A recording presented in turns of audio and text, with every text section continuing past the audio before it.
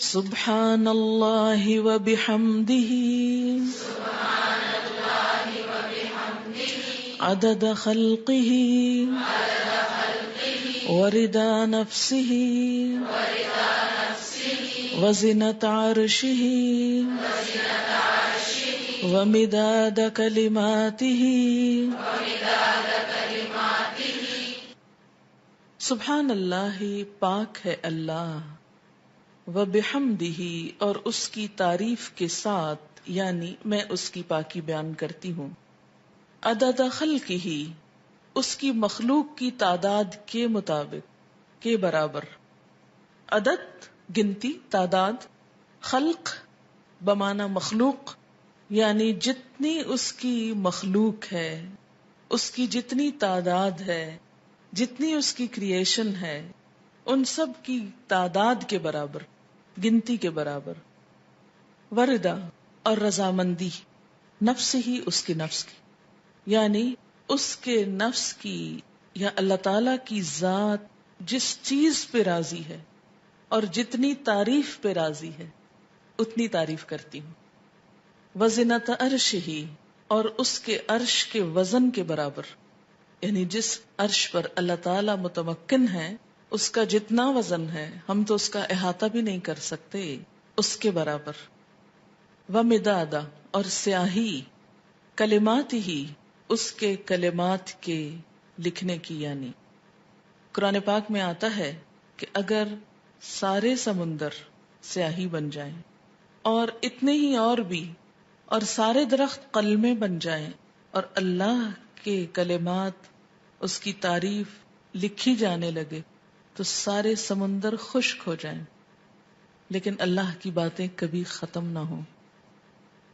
تو اس لیے اس کے کلمات یا اس کی باتیں لکھنے کے لیے جتنی سیاہی چاہیے اس کے برابر. یہ مسنون تسبیح ہے اور بہت ہی خوبصورت. چند لفظ ہیں لیکن ایک بندہ مومن کے دل کے اندر اللہ تعالی کی محبت کے لیے، اس کی عظمت بیان کرنے کے لیے جو اس کے جذبات ہیں اس کی ایک عکاسی ہے. اب دیکھیں کہ اللہ تعالی کی ذات جتنی بلند ہے اور اس میں جتنی خوبیاں ہیں ان کا احاطہ کرنا ہم جیسے کم عقل اور حقیر انسانوں کے لیے ممکن ہی نہیں. نہ وہ ہماری عقل میں سما سکتا ہے، نہ ہمارے تصور میں، اور نہ ہی ہماری اتنی زندگی ہے، نہ ہماری اتنی قوت ہے، نہ اتنی طاقت ہے، مجال ہے کہ ہم واقعی اس کی تعریف کا حق ادا کر سکیں. اس کی تسبیح کائنات کی ہر چیز بیان کر رہی ہے. وَإِن مِّن شَيْءٍ إِلَّا يُسَبِّحُ بِحَمْدِهِ، کوئی چیز ایسی نہیں جو اس کی تسبیح نہ کر رہی ہو.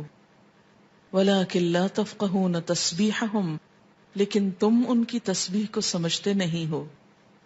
سَبَّحَ لِلَّهِ مَا فِي السَّمَاوَاتِ وَمَا فِي الْأَرْضِ، تسبیح کر رہی ہے اللہ کی ہر وہ چیز جو آسمانوں میں ہے، ہر وہ جو زمین میں ہے.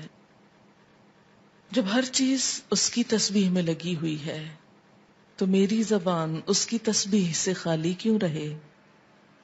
اگر میں نہیں کروں گی تو میری محرومی ہے. اللہ تعالیٰ کا تو کچھ بھی نقصان نہیں.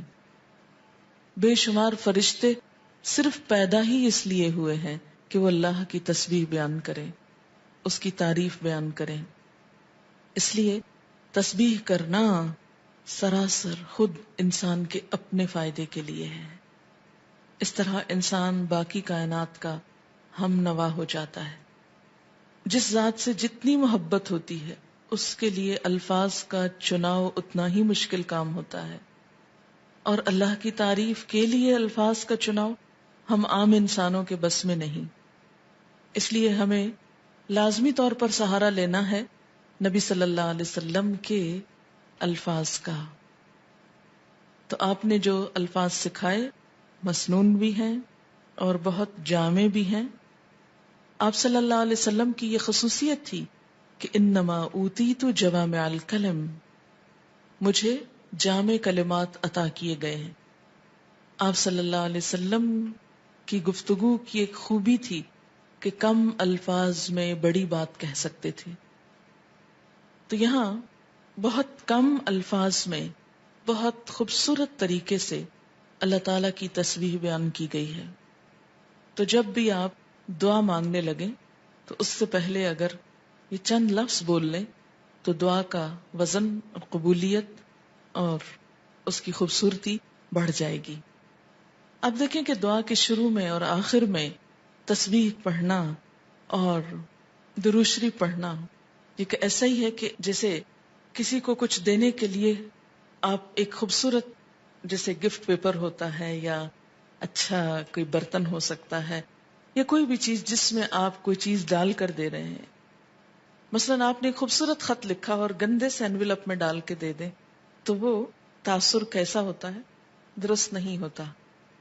اسی طرح آپ اچھی سے اچھی بات کہنا چاہیں مگر الفاظ اچھے نہ ہوں تو اس کے اندر خوبی نہیں آئے گی اچھی سے اچھی بات میں.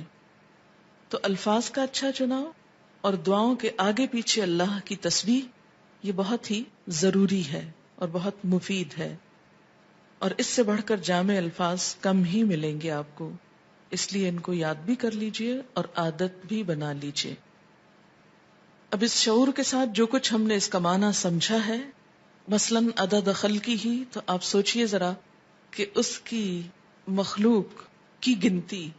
مثلاً کہا یہ جاتا ہے کہ آسمانوں پر جتنے ستارے ہیں اگر ان کو فرضی نام دے دیے جائیں، مثلاً ABCD، تو ان ناموں سے پکارنے میں یا ان کی صرف گنتی کرنے میں 400 ملین سال چاہیے، کیونکہ انسان نمبر ایک تو احاطہ ہی نہیں کر سکتا. اور اگر صرف گننے لگے ان کو، صرف ستاروں کو، ابھی زمین کے ذرات کو نہیں، ریت کے ذرات کو نہیں، اگر آپ میں سے ہر ایک کو پورا کراچی شہر مثلاً سمندر کے کنارے پہنچ جائے اور ایک ایک گلاس ریت کا اٹھا کر اس کو دے دیا جائے ہر شخص کے کہ اس کے ذرات گنو، تو میرا خیال ہے کہ صرف وہ ذرے گننے میں اس کو کئی سال لگ جائیں، ایک عمر بیت جائے.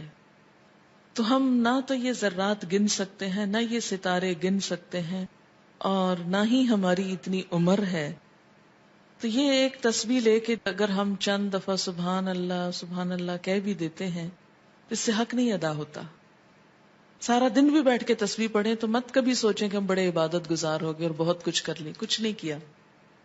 کبھی اپنی عبادت کا انسان کو غرور نہیں آنا چاہیے، نہ کبھی عبادت کے تکبر میں مبتلا ہوں، کیونکہ ہم اللہ کا حق ادا کر ہی نہیں سکتے.